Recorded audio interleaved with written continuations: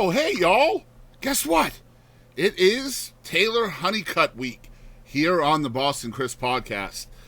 Oh, my God. I've had Miss Taylor on my interview wish list for over a year and so stoked to finally get to chat with the young lady herself, one of the busiest artists on the scene.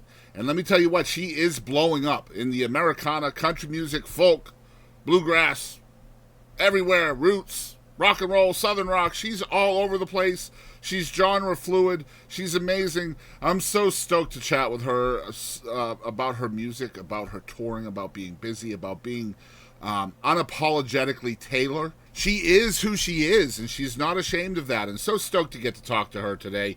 And let me tell you a little bit about Taylor from her webpage. Taylor Hunnicutt makes old school Southern music for the modern world. She's a proud daughter of Alabama, writing songs that nod to the state's tradition of country storytelling, rock and roll, rebellion, and guitar-driven grit, sharpened by a touring schedule that's kept her on the road for roughly 200 days a year. She makes her full-length debut with Alabama Sound, an album that unfolds like a love letter to the American South, written by a road warrior who spent most of the decade far away from home. I can't believe she fit in a little bit of time for us here on the episode. We're so stoked to get into it with Taylor Hunnicutt in the most in-depth, candid interview you've ever heard from Miss Taylor.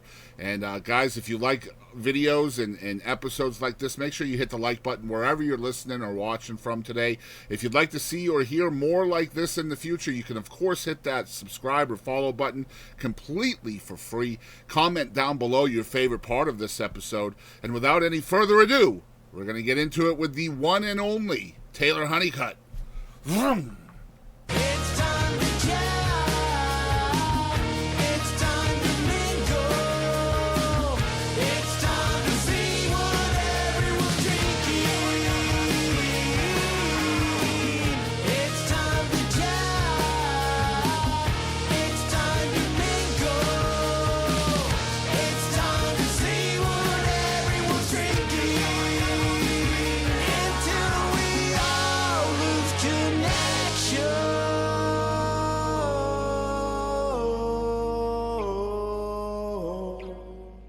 Hey y'all, it's Megan Marker. Thanks for tuning in to the Boston Chris Show. Okay.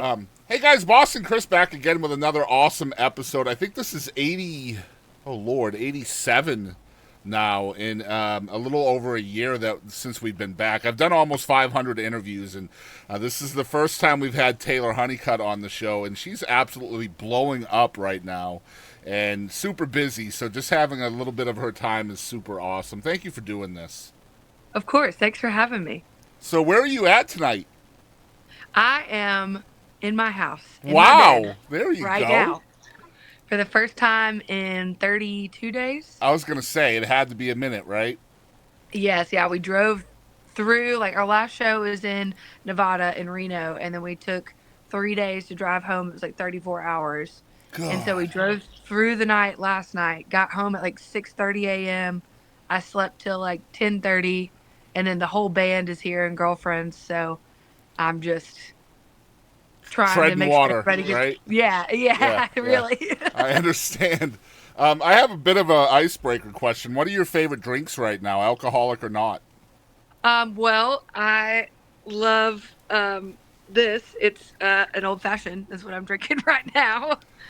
That's the choice of many right now, I think. Yeah, it's bourbon, really. In the summer, I drink a lot of mezcal, but bourbon's always my go-to. And I just drink a lot of Propel, too. Yeah, nice. So the nickname is Boston, but I'm actually in Northeast Texas, just so we can clarify that. And Okay. You're originally from Demopolis, right? Yes. So I've actually been to Demopolis, believe it or No not. way. Yes, I swear to you. My ex and I went on vacation to Demopolis probably like 12, 14 years ago. Because I have a friend that lived in that area who was a radio guy. And I just happened to hang out with him. He had a guest room. So that's how I know about Demopolis. That's crazy. There's nothing here. That's not true. There's a fantastic sub shop there. I don't know if it's still there or not, but I don't know. I think we only have Subway now. well, back then there was a really good sub shop there. I'm from up north, so I know a good sandwich. Not to mention I'm overweight, so I also know a good sandwich for that. Same Yeah, here. exactly. I feel you. So what was kind of growing up in the Demopolis area like for a youngster? I think I mean, I still live here now, so Yeah. it obviously it's stuck and I loved it, but there's not a whole lot of trouble you can get into. I mean, there's not a whole lot of things to do, you know? And so you get to know your community and everybody in it so well because it is like a small town. And it's gotten bigger gradually, but I actually grew up in Linden, which is 20 miles south, which is even smaller, Wow. and then moved up to Demopolis when I was in like ninth grade. But it was awesome, and I've moved away, and for about 10 years moved to Birmingham, and I came back because I loved it so much. It's just such a I know everybody in town. You know, Yeah. if I need anything, I can call on my community, and they've been really great. And that could be a good thing or a bad thing, right? Whether depending on whether you act right or not. Yeah, I have to act right now because my parents are Yeah. business owners, and they'll never hear the end of it if I Yeah. don't. Yeah. And it's a lot harder to act right when you're so public now, right? Like, Yeah. yeah. Because everything comes back on our parents, no matter how. And I don't think that changes no matter how old you get either. No, it doesn't. Not so far. I'm 32. God, Yeah. I'm 32. Yeah, and they're still like, so and so saw your post, Yeah. what you're doing. Yeah. So, small town Alabama, I'm curious how music found you. I was in Tuscaloosa as like a young child and then moved when I was in third grade down here. But I did like touring girls choir. Like we Okay. went to Canada and stuff when I was really young, and then I quit. I quit singing. And then I started doing music theater um in high school, and then kind of got into it that way, and then ended up being like, okay, I think I can do this. Got a guitar when I was 17, and then got a vocal scholarship to college, and then didn't do great in college, and here I am now. It's so funny. You just went through like this entire like crazy vocal area, right? Like music theater, picked up a guitar. That's not normally what happens, right? When people are doing music theater, they don't think I'm going to pick up a guitar. And Yeah. then you went to school for vocals as well. So, and you're opera trained as well, right? Yeah. Well, I attended. I know some things. Yeah. Which is, I mean, listening to your music now, I would, if I did not know that about you in your bio, being classically trained, so to speak, and plus the music theater background, I would not have guessed that a million times ever about Yeah. the way I hear you sound now. So, Yeah. because you can pick up bad habits from those kinds of things that are actually good. They're good for that style of music, but if you're trying to be mainstream, they are bad habits, right? Yeah. And I went for about a year, and it just wasn't my thing. I mean, I liked to be at college. I didn't like the class, and I didn't really like the music theory part of it. The only thing I still apply from that, I think, is like the diction part of it, Mm-hmm. like how I hold my mouth. But um, I ended up working at a fried chicken blues juke joint, and I learned more there from the musicians there Yeah. than anything. So that was kind of like where it's the complete opposite, Yeah. you know? Just So the influences you're picking, like you're swimming through right now, is just incredible stuff. And I love how you deliver a lyric. And I wanted to chat with you about your vocals because I feel like vocals as an instrument is very overlooked. yeah, You know, and I'm talking about like different things you do with your voice within a song, and like twang, when to add twang, when to put some grit in there, when to do a run, how to be edgy, all of those things, falsettos as well, which you're really well, you know, very good at. So, as a vocalist, what's the strategy for putting kind of those different things in different spots? Is it just what the song is asking you to do, or what? it is. It's kind of like an intuitive thing for me now because I think I mean, I was in cover bands for years and years and learning all of those and making them your own. You kind of learn that whole process of what is too much and what is not Right. and how to make it your own. And it is kind of intuitive to me now. Now there's sometimes I'll try things on stage and I'm like, ooh, that wasn't it. But that's the whole process, right? Yeah. Is learning that way. How much of But that is happening in the studio? when I go into the studio, honestly, I probably have a good idea of how it's going to be sung because of how I've done it live and Okay. working through it. for the most part. There are some songs, like the record I'm recording now, that I haven't done them live yet. That the first time I'm singing them is in the studio, but I just do my homework and work on them and kind of figure out what works and what doesn't. Yeah. And I mean, see, you mentioned cover songs. Like adding those kinds of things to cover songs is probably a lot easier than when you have an original song and now you have to, like, you've never heard the song before. You're creating it, right? So, Right. like, just trying to apply those things that you've done to cover songs to your own music is just so interesting to me. Just and especially with you, like you're so versatile with the vocals, because I hear all of the grit and all the things that make you Alabama. You know what I mean? Like, Alabama artists are exploding all over the place right now, which is awesome to see. But yeah, vocally you're just so solid, and so like when I hear that you did opera and now the musical theater, I'm just like, wow, that actually doesn't make any sense whatsoever to me. It doesn't make sense to me either. I don't really know. I think I just wanted to sing in any capacity once I realized that I was kind of good at it. Yeah. And so I just took whatever I could. Now, and working then I in a figured it out. working in a blues joint, that makes sense to me, knowing what I Yeah. know, right? So That's the foundation for me. Yeah. That's what did it, and I think that is an influence in all my music. was there a lot of forgetting what you already knew while you're working at that place? Oh, yeah. But I was also like 18, 19, Yeah. little turd in college, so I was partying. Well, I and- mean, do you think you were a little disenfranchised too from the college experience? So you were kind of like, nah, I don't want to do that. So, but this blues stuff is pretty dang cool. Yeah, and which is really weird because the scene, the music, like the blues scene, is a very like older crowd. Mm-hmm. There's not a whole lot of younger people in it, and there's not a whole lot of younger females in it. Right. And I was just running around with like older blues cats and some of the most incredible musicians you've never heard in your life that are sitting in a corner under a TV, playing. And I think I'm very grateful for those times and those moments, because it definitely, I think, gave me a leg up on what soul and blues and feel is. Yeah, and kind of creating your own space too, right? Because I mean, I feel like you've done that as a female on the scene. You've created your own space with your own, unique sound, and that's just, your influence is coming together, isn't it? Yeah, for Yeah. sure.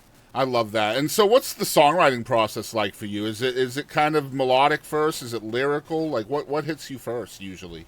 It's kind of 50-50, honestly. Like I guess my songwriting process is I don't pump them out as much as I should. Right. I can't sit down and try to do it. You're on the road It's 200 kind of days a easy. year too, though, so that's hard, Yeah, but there are times where I'm in the van. Like even yesterday, I wrote part of a song, just laying in the back of the van, shaking, hot, like going down the road. I think that's what it is, and most of the time it is, like a hook or a chorus or something that I already know the melody for, and then I'll build around that, and I'll pull from one-liners, or I'll pull from folders in my phone that have similar lyrical content and things like that. So it's kind of a puzzle piece for me.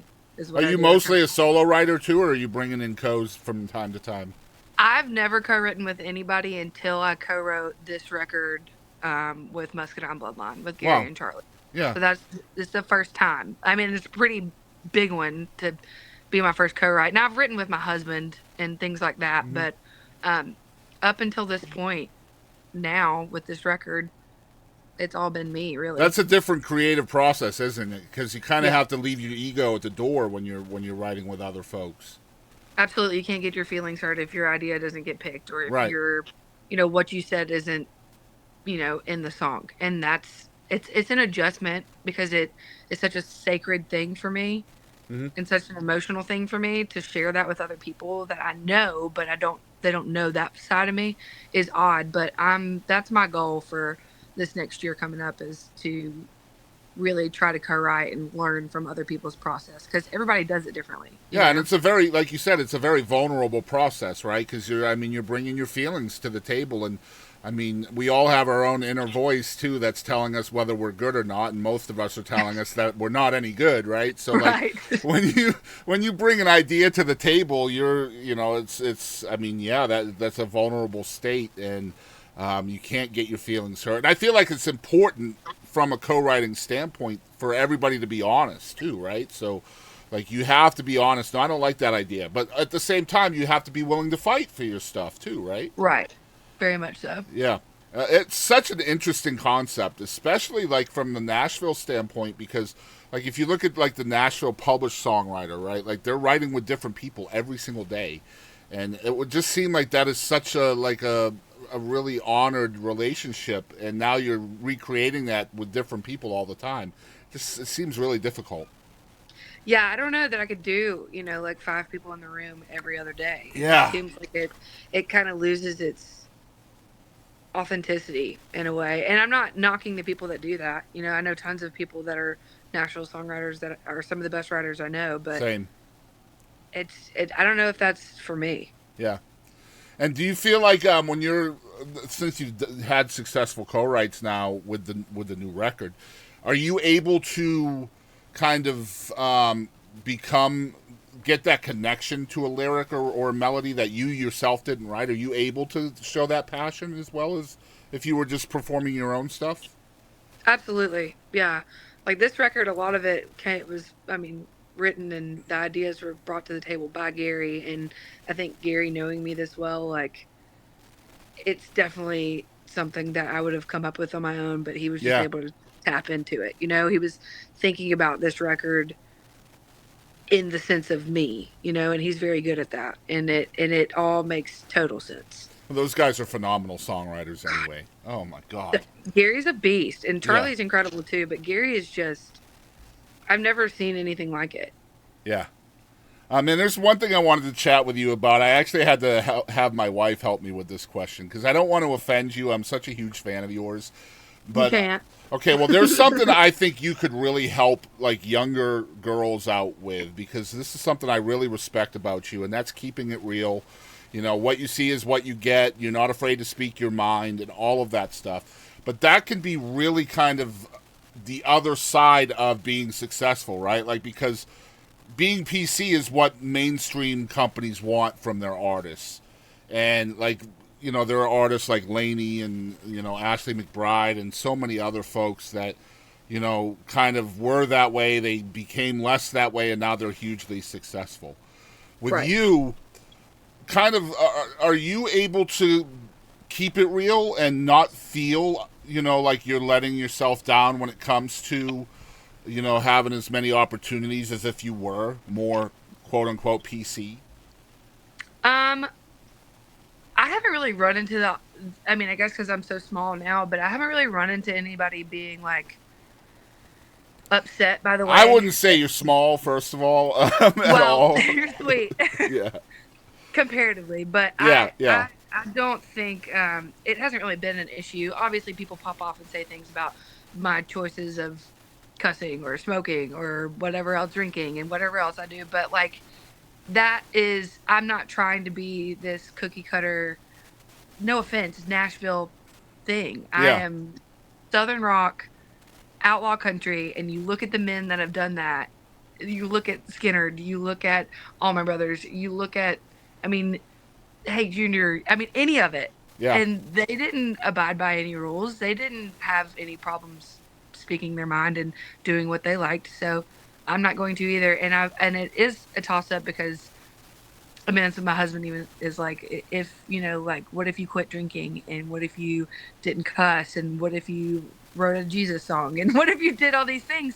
Do you think it would be more successful? And I'm like, I'm so content where I am right now and just happy that I get to do this. Yeah. It is a career, even though I know there's room for growth, but I'm so happy that I get to do this. That, like, I don't think I could sacrifice my integrity and who I am. And that's what it's about. It's all about the integrity of it and the freedom, right? Man, I wanted to ask you that, and like I said, I didn't want to hurt your feelings or offend you. No. But, man, it pisses me off as somebody who loves music when a dude is able to do that without any repercussions whatsoever, and a girl or a woman comes along doing the same shit, and she gets all the bullshit over it. It's just not right. Like, I look at you as like the female Co-Wetzel. I'll keep it real. Like, you are a badass like that, right?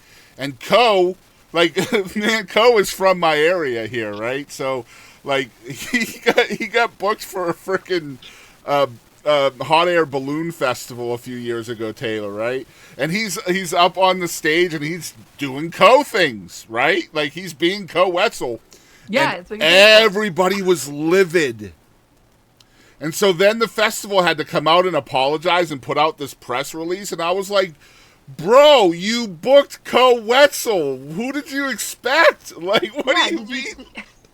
Leave your kids at home. If Right. you're bringing them to a Wetzel show, this is not Carrie Underwood. Okay? Exactly.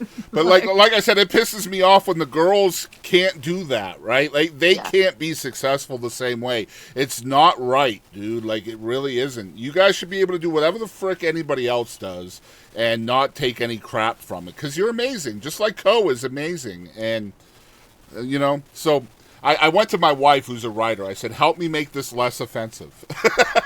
It was not offensive at all. What would you say to a little girl that sees you and sees the freedom and integrity and keeping it real to yourself? What would you say to them? I don't know. I think being honest and open in how I am. Obviously, I cater differently if there's small children around. Sure. But yeah. because I don't want to be. I mean, I'll change lyrics. I won't put up the finger. Things like that. Right. But still being myself and being. It's reading the room. I mean, you have to read the room. Yeah. And I have no problem doing that. But I do think them seeing a real woman who is not ashamed of her size, of her shape, of her accent, of being different, like that is the thing that I think is relatable, and I think makes other girls be like, well, if she can do it, I can do it. Mm-hmm. So if they can see that, if young girls can see that and have it give them confidence to be exactly who they are, whether it is a little bit rough, whether it's rowdy, whether it's different, you know, I think then my job is done. And I that's think kind of what I'm doing. I think that's the biggest compliment I can give you as an artist right now, is that you are paving that road. I think you are one of the few that is out there being true to who you are, regardless of what people think of you, what you look like, your tattoos, just everything about you, the entire package, and not trying to hide it, not trying to be anything other than who you are. And people are noticing. I want you to know that people are noticing. Yeah, I just wanted you to know people notice, and just keep being a badass. You know what I mean? Thank you. You're welcome. I think that's, again, the best compliment. I love everything about you. Like, the first time I ever saw you, the way you came onto my peripheral or whatever was the damn video inside of a gas station, the convenience store.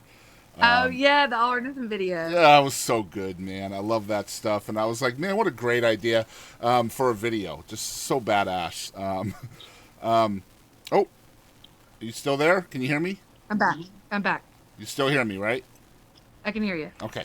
All right, so we mentioned a little bit about being in the studio. This is something else that I absolutely love about you and respect you so much for, and that is using your live band in the frickin' studio. Look, could more of y'all please do that out there? I love studio musicians, and I get it. They're some of the best musicians on the planet.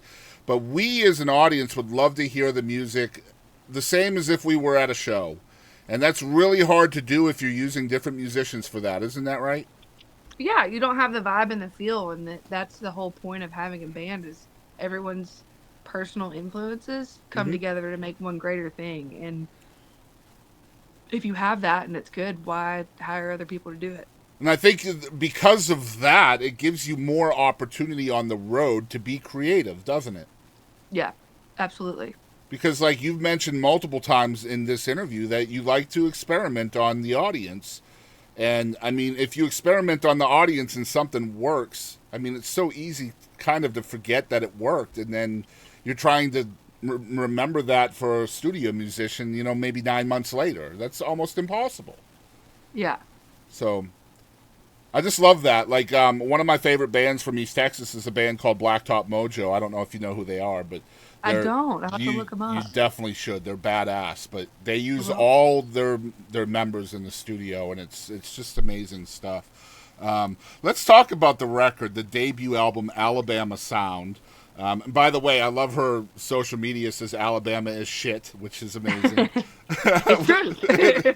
So, was this?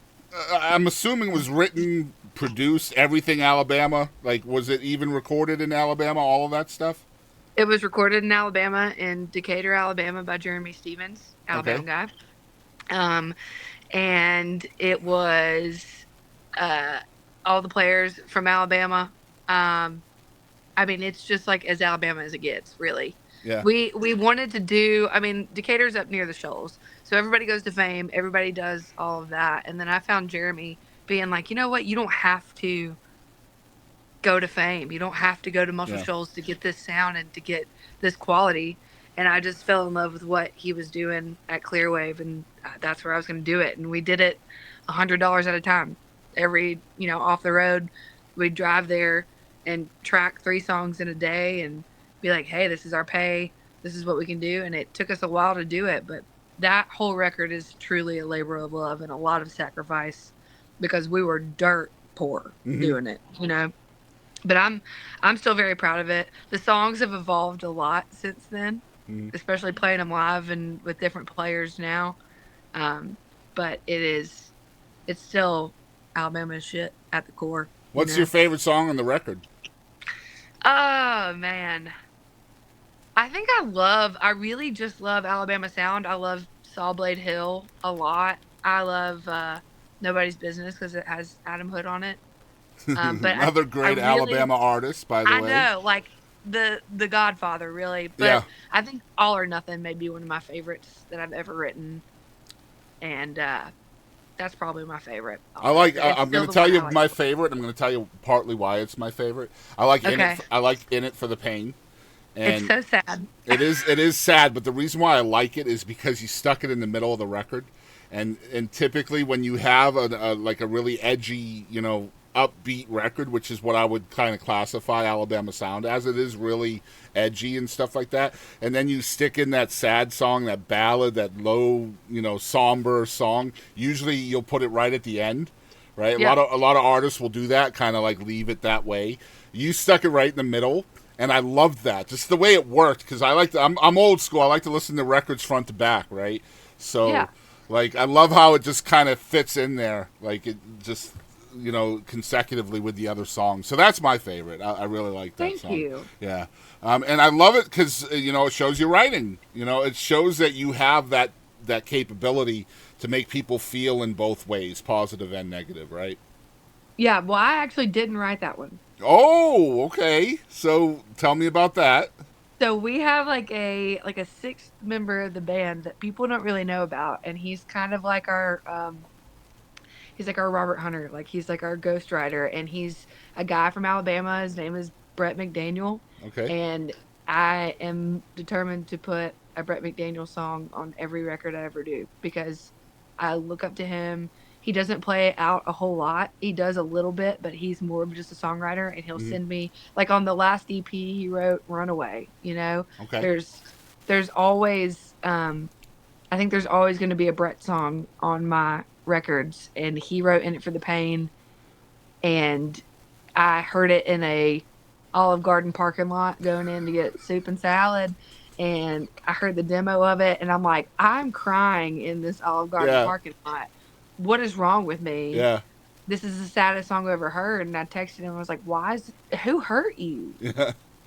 Are you okay? And he was like, oh, I was just watching TV. So that just tells you what kind of writer Brett is. And So that I is listen to good. music when I'm doing the dishes. I do the dishes every night. So Yeah. that song came on when I was doing the dishes, and I had to stop, man. I was like, oh my God, like what is this?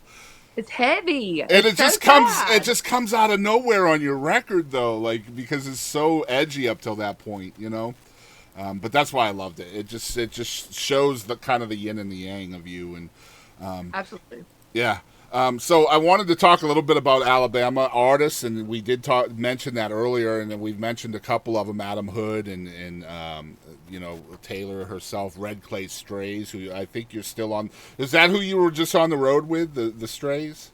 No, I was doing my own headlining thing, but I get to play with the Strays 3 times this year. So I I'm thought excited. so. And one of them being Red Rocks. So. Nice. Wow. Okay, so then you mentioned Muscadine, doing all that, and then you have Ella and Riley, and do you know about Cassius Culpepper? Oh, huge fan. Same. I just met Cassius at Calf Fry, and I was so excited to meet him, and I've been a fan. Yeah. And I messaged him on Instagram. I was like, "Hey, when you get here, I really want to meet you." And I was putting my makeup on in the van, and he like knocked on the window, and I was like, "Ah!" No way! Oh my gosh! And then yeah. I made him hang out with me the whole day, and then I got up and sang with him, and he's like, so my family's from the same area in Alabama he's from, and now we're just determined that we're also cousins. Yeah. I'm telling everybody that. I think we it look might, very different, but we might be it related. very well could be true if you listen to the sound. I'm just saying that right now. I wanted to chat with you about something I'm pretty sure is a big honor of yours, and this happens a lot for you, I've noticed, is being asked to guest on another song. And obviously there's a big song out there right now by the Vandaliers that I absolutely love that you're a guest on. But talk about that, just being asked to be on someone else's song. That has to be flattering, right? Oh, it's the biggest honor that somebody likes you enough that they want to let you be a part of their baby, you know? It's it really is. Every time it happens, like when Evie called me to do the Burn It Down thing, it was just like blew my mind. And then when Jenny called me about the song, I was like, absolutely. And she was like, Joshua Ray Walker's on it too. I was like, oh my God, Wow, like this is crazy. And it's such a fun song. And then I got to go shoot the music video with all of them, and it was just the best time. It's truly an honor. I've gotten to do a lot of stuff with Low Down Drifters too. It's really cool. It's the most rewarding part of all of this, you know? Yeah. And I was surprised by that, you saying that you weren't really a co-writer earlier because you're being asked to collaborate a lot. So I imagine co-writing a lot is probably going to be coming a lot for you too, because you're a fabulous writer as well. Thank you so much. So 200 days a year on the road. You got essentially a brand new record, full length. You did an EP last year. You're writing. You're guesting on other people's frickin' songs. Where is there time for you? There's not. Not to mention, doing shows like this, right? And doing radio, and I know you do benefits as well. Charity stuff. Like, I'm just like, holy crap, Taylor. When does Taylor have Taylor time? She doesn't. I went this morning and got my nails done. That was Taylor time. And, there you go. Yeah, that took, it. Luckily, it was earlier today because it took them 3 hours because they were so busy. But I just got to sit there and be by myself and think by myself. But I don't get a lot of time to myself. I think like later on in the year, it kind of slows down in the holidays. But then I'm the oldest sibling of 5. So then. Well, that makes sense. Yeah. Full big sister mode. So I don't really get any time. What if I just started crying right now? I think that's what they make wine for, right? Don't have to tell me twice. They do. You're right. I think that's what it's for. I don't know. I love that. One thing I saw on your social media that I absolutely love this idea, and I wanted you to chat about it, give you a chance to promote it as well, and give artists out there the chance to do this too, right? Because you want to connect with your fans and, maybe get a little support at the same time. This is a great way to do it. And I'm talking about your handwritten lyrics. This is just a fabulous idea. And again, I don't know where she's getting the time to do all this stuff, but talk about this, promote it, get folks out there to more folks to do this kind of thing. It's so like I guess I thought to myself, like if I owned a piece of my favorite artist's work that was handwritten by them, like that would be the coolest thing ever, and, I think it's a really cool, you get set lists, you get the t-shirt signed, whatever, but the handwritten lyrics is a very cool thing. And I had to raise money for this tour because media is so important to have a photographer, and we were short a little bit of money. And I was like, you know what?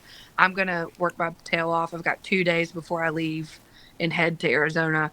I'm just going to stay up and write. And I did like 25, which is a lot. You forget. That is a ton.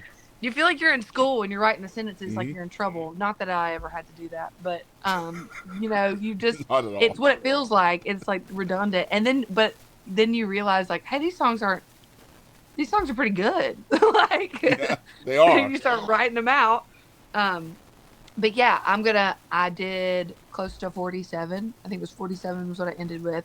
I've got another round to do. But if you want them, I know I said I was going to cut off at 10, but I obviously didn't. So if you would like them or somebody would like them, just message me on Instagram or Facebook and Okay. give me your address and I'll get them to you for sure. Nice. All right. I will have to message you then because I would love to have something for my backdrop here.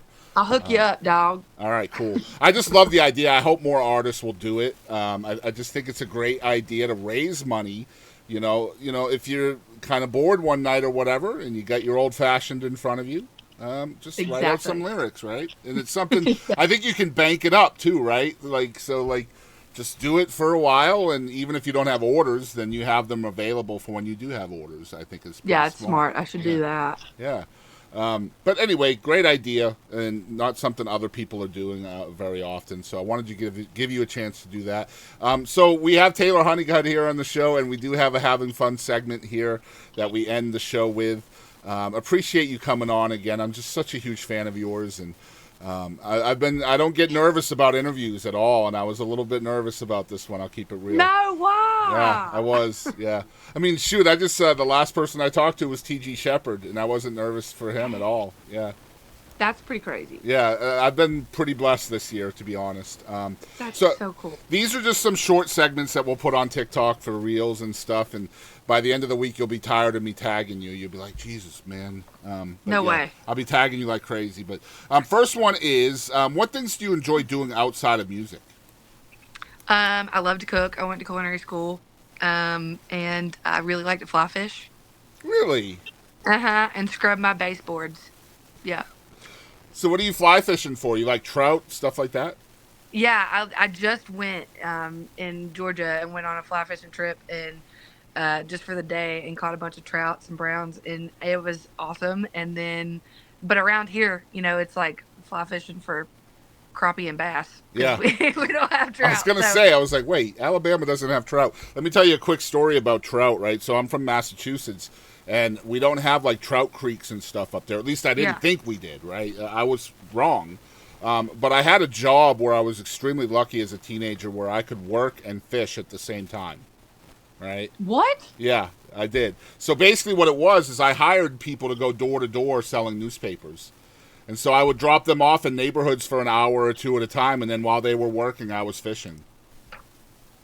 That sounds like the dream. It was a dream. But anyway, we were fishing. It was always bass and crappie and pickerel and catfish and things like that. And we were fishing in this little creek that we found, like this little brook.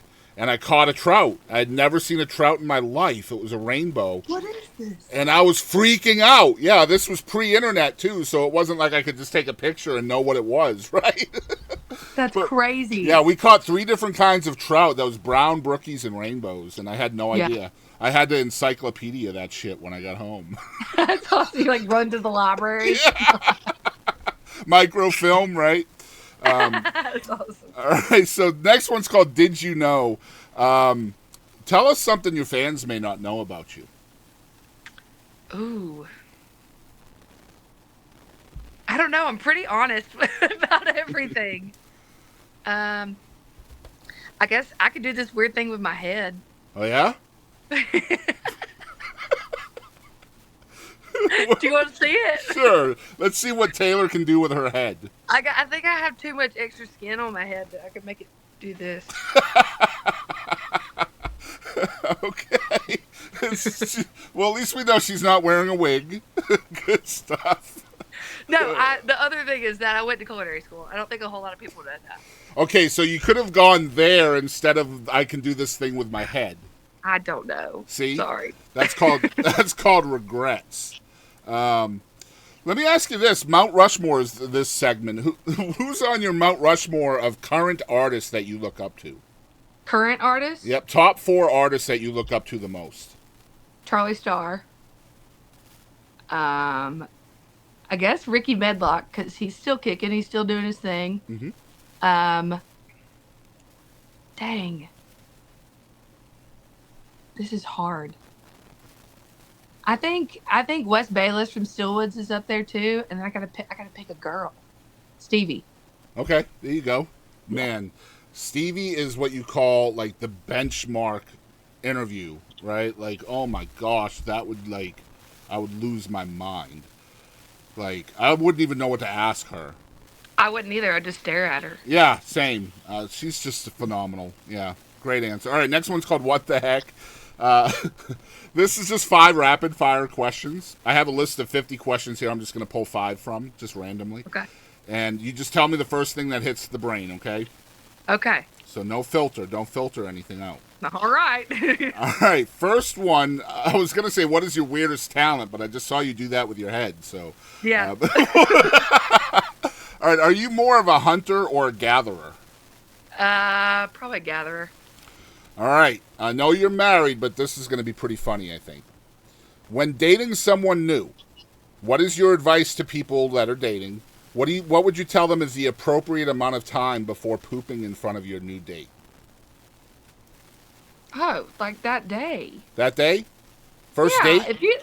If they're not into that and they're scared to poop, then Okay.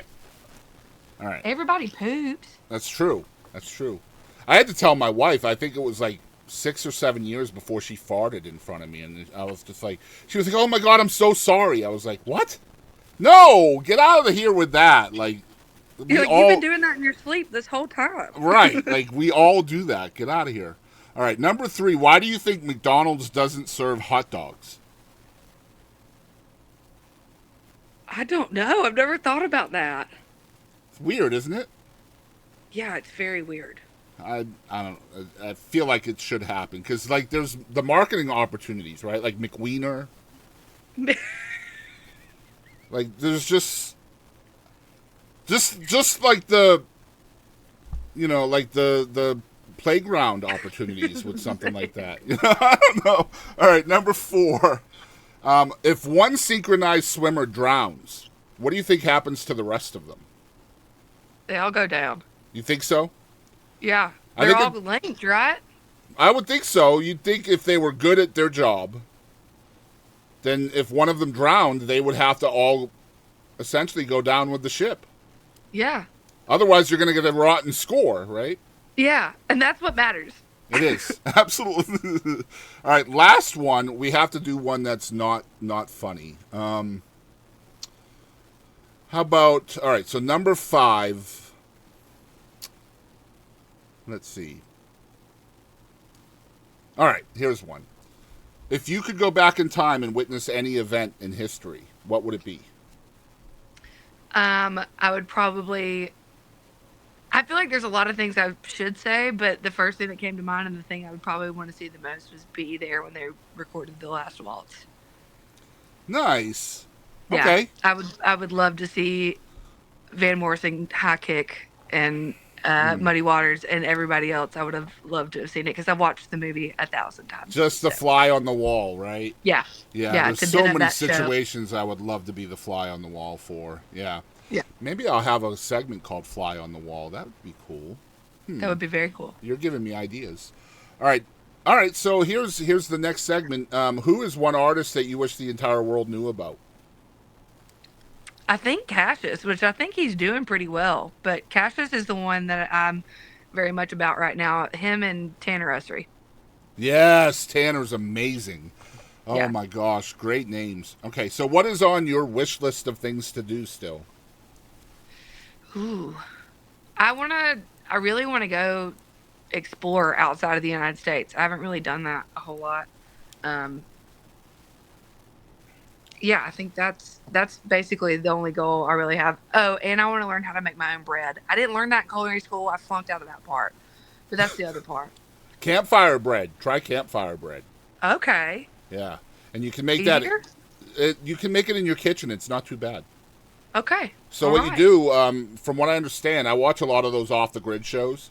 So all you got to do is like just put like some yeast and some dough into a bag, like a Ziploc baggie, and just let it sit overnight, and the yeast will rise, and then you can just throw it on a skillet and fry it like normal, like anything. I think I saw there's like this these people called Outdoor Boys or something Yep. on YouTube, and I think that's where I saw it. I think the boys are in there watching Outdoor Boys right I now. love Outdoor Boys. I'm sad they Okay. left, man. Golly. Dang. Yeah, he stopped. But look, his YouTube channel is going to make him a millionaire many times over just by being there, right? He gets so many Yeah. views. Next one's called Biggest Lesson. What do you think is the biggest lesson you've learned directly from music? That if you're faking it in any kind of way, people can tell. Yeah, yeah. People and can tell if it's not authentic and if your heart's not in it. And that goes back to what we were talking about earlier, for sure. Yeah, if it's Yep. not real, then people will snatch onto that, and Yep. yep, that's how you lose viewers, listeners, fans, whatever. Or you're not all being right. honest to yourself either. Yeah, exactly.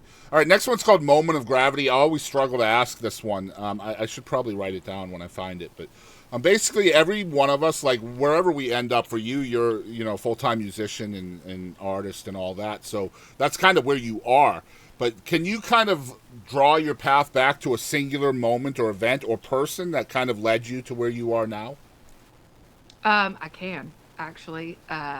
There was a guy in Alabama who was in a band a long time ago called Telluride, and his name is Rick Carter. And I did Rick Carter's open mic one time, and I was so nervous. It's the first time I like really kind of sang in public, and I had my phone out reading the lyrics to "I'd Rather Go Blind" by Etta James. And he walked up to me and he said, "You can sing pretty good, but lose the effing phone." And it made me want to take it seriously. It made me want to prove to him something because I'd heard about him my whole life. And he ended up being the person that married me and my husband. So Wow, and that's he'll- badass. yeah, and he'll message me and tell me how proud he is of me, and has gotten me to open for his, reunions, and is a dear friend now. And that is kind of the moment. That and playing on stage with Black Jacket Symphony, which was like a tribute Fleetwood Mac. So it was cover almost thing. like a dare. Yeah, it was like I was Yeah. like, okay, watch this. I'll get better. Yeah, yeah. I'll lose the phone. There's the attitude again, right? Like it's Yeah. just like it's like a challenge. Like you don't challenge somebody like Taylor Hunnicutt. Like No, you don't tell me I can't do it. exactly. People have learned. Yep. No, it's so true, and I love the attitude. That's what makes you you. I love that so much. I got two more. First one's called Grateful. What are the three things you are most grateful for? My husband, first and foremost, he is the only reason I get to do any of this because he handles all the tough stuff and I just show up and sing. And I'm very grateful for my family, and I'm very grateful. This is going to sound very hippie woo woo crunchy, but I'm very grateful for the universe and for my guiding lights and my angels and my spirit guides. I feel like and God, the universe, I feel like it's all one big thing. Yeah. But I am very grateful for my spirituality and what I have, whatever it may be labeled as. I don't know. It's kind of this own thing I've made up in my head. But I am very grateful for my guardian angels because I know there's plenty of times that I shouldn't have made it and they've helped me. So, Yeah, yeah. There's always the proof of that, right? Something greater than yourself. Yes. Yeah. I get it. Last one's called Who Do You Think You Are? Who is Taylor Hunnicutt? Alabama shit. Simple, right? Redneck from Demopolis just chugging along. That's awesome. All right, so 2025, you had a record and an EP last year. What's coming up for the rest of the year for you? I think we're going to start releasing some singles that are sassy, and I'm really excited about them. Probably 2 this year, towards the end of the year, and then hopefully the whole record at the beginning of next year sometime. Yeah, and then just playing the rest of the shows out, and next year is going to be even crazier. We're already starting to book it, so just keep growing and little baby steps upwards and see what happens. So I missed you in Texas the last time you came through. Are there Texas dates on the agenda, do you know? Without having I think to look we're it up? working on Texas for November, possibly. So Okay, very cool. I'll have to check that out because I definitely want to come see you and say hi and all that stuff. I Taylor love Hunnicutt on the Boston Chris podcast for the first time ever. I'm going to tell you everywhere you should go to follow her and help her out as an artist. It's TaylorHunnicutt.com. All this stuff is going to be in the description below as well, so you guys can just kind of scroll down, click the link, and follow everywhere. You're going to find all kinds of cool stuff on the website, from merchandise to contact info, tour dates, videos, music, all that stuff. Social medias are also on there, but I'll tell you what they are. It's Taylor Hunnicutt Music on Facebook. It is Taylor Hunnicutt Music on Instagram, and it is Hunnicutt MF. I don't know what that stands for on Twitter. So follow all of those. No TikTok yet, huh? No, I got a TikTok. I'm Do just you? not really good at it. Oh, it's not linked here, but I'm assuming it's Taylor Hunnicutt Music, probably. It is. It is Taylor Hunnicutt Music. Very cool. So follow there too. I love TikTok. It's such a time waster, right? It is. I just doom scroll. Doom scroll. Yeah. Yeah. Thank you so much for coming on. I appreciate you so much. Thank you. This has been awesome. I hope you had fun. I did. Hey, Cool. y'all, this is Trey Calloway. Thank you for tuning in to the Boston Chris Show.